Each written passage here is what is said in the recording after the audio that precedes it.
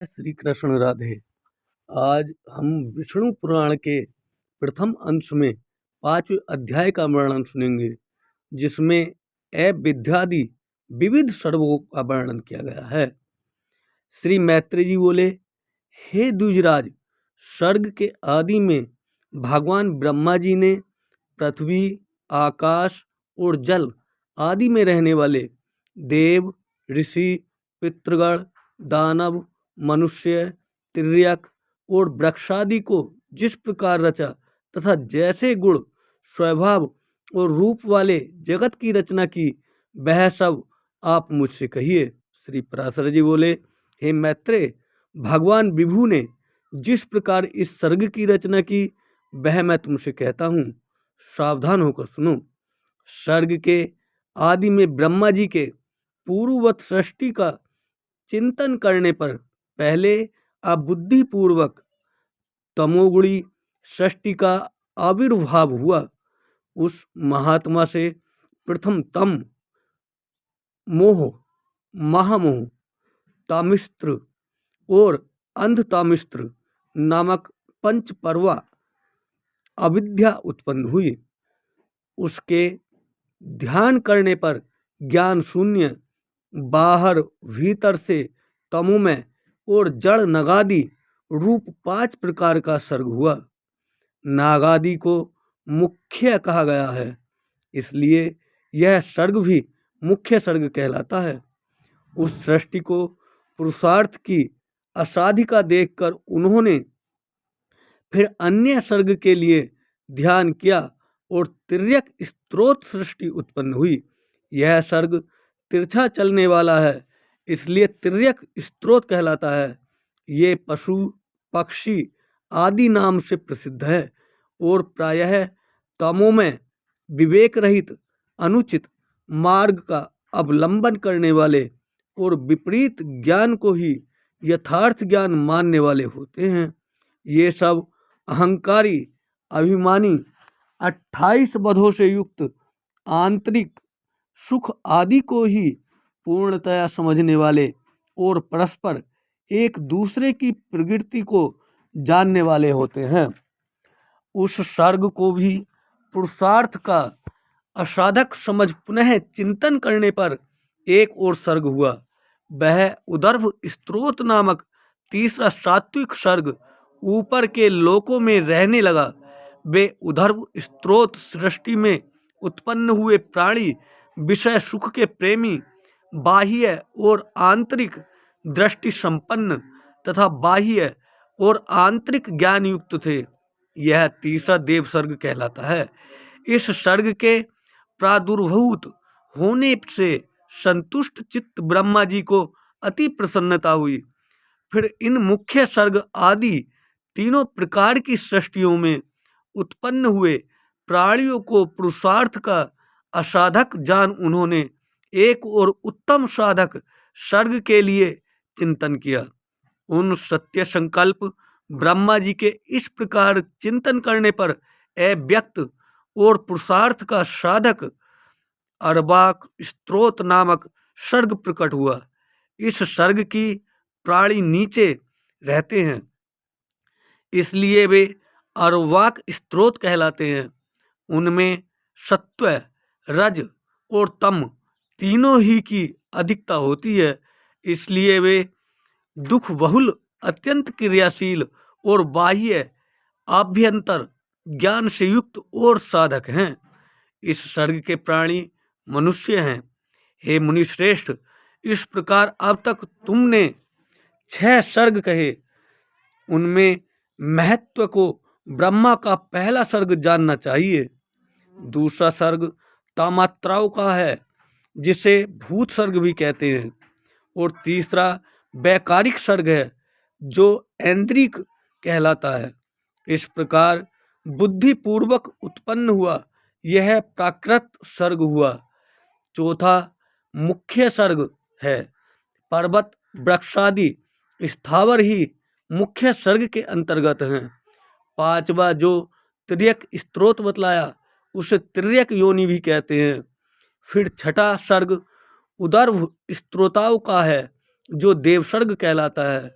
उसके पश्चात 7वां सर्ग अर्वाक स्त्रोताओं का है, वह मनुष्य सर्ग है। 8वां अनुग्रह सर्ग है, वह सात्विक और तामसिक है। ये 5 वैकृत सर्ग हैं और पहले 3 प्राकृत सर्ग कहलाते हैं। 9वां कोमार सर्ग है और प्राकृत और वैकृत भी है। इस प्रकार सृष्टि रचना में प्रकट हुए जगदीश्वर प्रजापति के प्राकृत और वैकृत नाम के जगत के मूलभूत 9 सर्ग तुम्हें सुनाए। अब और क्या सुनना चाहते हो? श्री मैत्रेय जी बोले, हे मुने, आपने इन देवादि को सर्गों का संक्षेप से वर्णन किया। अब हे मुनिश्रेष्ठ, मैं इन्हें आपके मुखारविंद से विस्तार पूर्वक सुनना चाहता हूँ।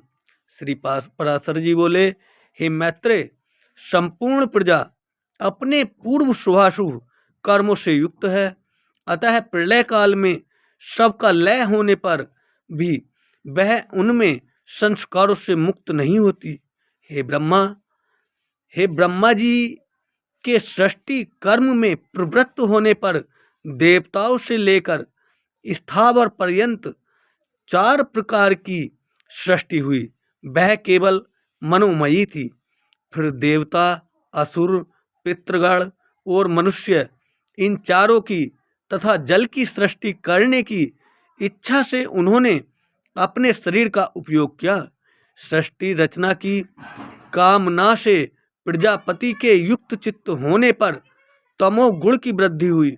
अतः सबसे पहले उनकी जंघा से असुर उत्पन्न हुए। तब हे मैत्रेय, उन्होंने उस तमोमय शरीर को छोड़ दिया। वह छोड़ा हुआ तमोमय शरीर ही रात्रि हुआ। फिर अन्य देह में स्थित होने पर सृष्टि की कामना वाले उन प्रजापति को अति प्रसन्नता हुई और हे द्विज, उनके मुख से सत्व प्रधान देवगण उत्पन्न हुए। तदंतर उस शरीर को भी उन्होंने त्याग दिया। वह त्यागा हुआ शरीर ही सत्व स्वरूप दिन हुआ। इसलिए रात्रि में असुर बलवान होते हैं और दिन में देवगणों का बल विशेष होता है। फिर उन्होंने आंशिक सत्व में अन्य शरीर ग्रहण किया और अपने को पितृवत मानते हुए पितृगण की रचना की। पितृगण की रचना कर उन्होंने उस शरीर को भी छोड़ दिया। वह त्यागा हुआ शरीर ही और रात्रि के बीच में स्थित संध्या हुई। तत्पश्चात उन्होंने आंशिक रजों में अन्य शरीर धारण किया। हे द्विजश्रेष्ठ, उससे रजह प्रधान मनुष्य उत्पन्न हुए। फिर शीघ्र ही प्रजापति ने उस शरीर को भी त्याग दिया। वही ज्योतिष्ना हुआ, जिसे पूर्व संध्या अर्थात प्रातःकाल कहते हैं। इसलिए हे मैत्रेय, प्रातःकाल होने पर मनुष्य और सायकाल के समय पितर बलवान होते हैं। इस प्रकार रात्रि, दिन, प्रातःकाल और सायकाल, ये चारों प्रभु ब्रह्मा जी के ही शरीर हैं और तीनों गुणों के आश्रय हैं। फिर ब्रह्मा जी ने एक और रजो मात्रात्मक शरीर धारण किया। उसके द्वारा ब्रह्मा जी से क्षुधा उत्पन्न हुई और क्षुधा से काम की उत्पत्ति हुई। तब भगवान प्रजापति ने अंधकार में स्थित होकर क्षुधाग्रस्त सृष्टि की रचना की। उसमें बड़े कुरूप और दाढ़ी मूछ वाले व्यक्ति उत्पन्न हुए। वे स्वयं ब्रह्मा जी की ओर ही दौड़े। उनमें से जिन्होंने यह कहा कि ऐसा मत करो, इनकी रक्षा करो, वे राक्षस कहलाए, और जिन्होंने कहा हम खाएंगे, वे खाने की वासना वाले होने से यक्ष कहे गए। उनकी इस अनिष्ट प्रवृत्ति को देखकर ब्रह्मा जी के केश सिर से गिर गए और पुनः उनके मस्तक पर आरूढ़ हुए। इस प्रकार ऊपर चढ़ने के कारण वे सर्प कहलाए और नीचे गिरने के कारण अहि कहे गए। तदंतर जगत रचयिता ब्रह्मा जी ने क्रोधित होकर क्रोधयुक्त प्राणियों की रचना की। वे कपिश वर्ण के और अति उग्र स्वभाव वाले तथा मांसाहारी हुए। फिर गान करते समय उनके शरीर से तुरंत ही गंधर्व उत्पन्न हुए। हे द्विज, वे बाणी का उच्चारण करते अर्थात बोलते हुए उत्पन्न हुए थे, इसलिए गंधर्व कहलाए। इन सब की रचना करके भगवान ब्रह्मा जी ने पक्षियों को उनके पूर्व कर्मों से प्रेरित होकर स्वच्छंदता पूर्वक अपनी आयु से रचा। तदंतर अपने बक्षः स्थल से भेड़, मुख से बकरी, उदर और पार्श्व भाग से गो, पैरों से घोड़े, हाथी, गधे, वनगाय, मृग, ऊंट, खच्चर और न्यक्कुड़ आदि पशुओं की रचना की। उनके रोमों से फल मूल रूप से औषधियाँ उत्पन्न हुई। हे द्विजोत्तम, कल्प के आरंभ में ही ब्रह्मा जी ने पशु और औषधि आदि की रचना करके फिर त्रेता युग के आरंभ में उन्होंने यज्ञादि कर्मों में सम्मिलित किया। गो, बकरी, पुरुष, भेड़, घोड़े, खच्चर और गधे ये सब गांव में रहने वाले पशु हैं। जंगली पशु ये हैं पाशपद, बंदर, दो खुर वाले, हाथी और पांचवें पक्षी, छठे जल के जीव और सातवें सरीसृप आदि। फिर अपने प्रथम मुख से ब्रह्मा जी ने गायत्री, ऋक्, त्रिव्रत सोम, रथंतर और अग्निष्टोम यज्ञों को निर्मित किया। दक्षिण मुख से यजु, त्रष्टुप छंद, पंच स्त्रोत्र, व्रत स्वाम और उक्त की रचना की।